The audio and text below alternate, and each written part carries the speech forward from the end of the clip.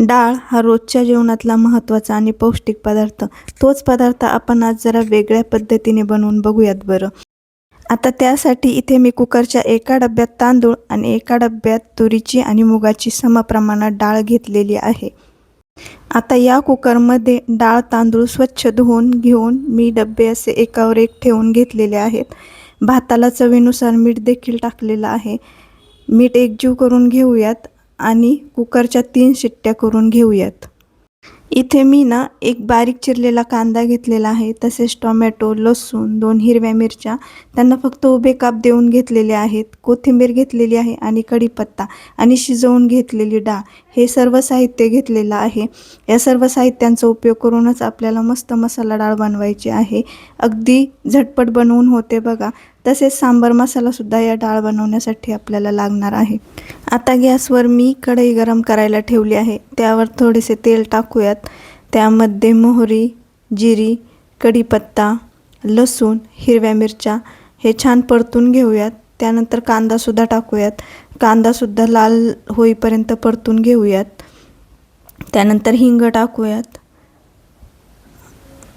छान लाल सोनेरी रंगावर कांदा परतून घेऊयात. मीठ टाकूयात.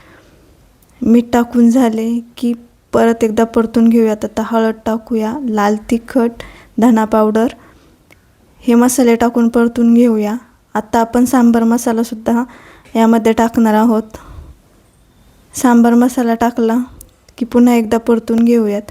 मसाले जेवढे चांगले परतणार तेवढा चांगला फ्लेवर डाळीला येतो. आता टोमॅटो टाकून पुन्हा एकदा परतून घेऊयात.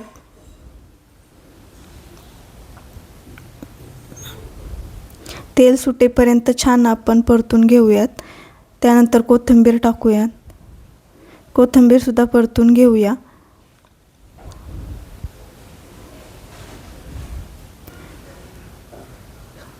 आता सगळे मसाले छान परतले की त्यामध्ये आपण शिजवलेली डाळ टाकून घेऊयात. डाळ तुम्हाला हवी असेल त्या प्रमाणात ठेवा. घट्ट पाहिजे असेल तर घट्ट ठेवा किंवा पातळ हवी असेल तर पाणी टाका.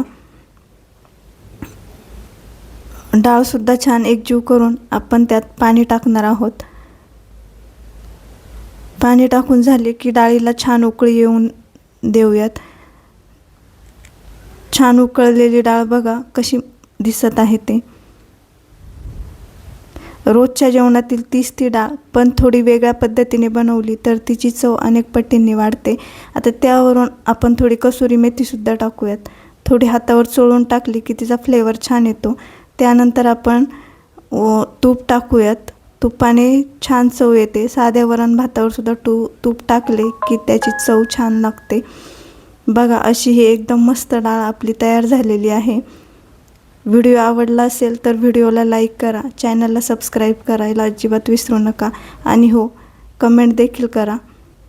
त्यावरून आपण कोथिंबीरसुद्धा टाकणार आहोत. बघा मस्त डाळ आपली खाण्यासाठी तयार आहे.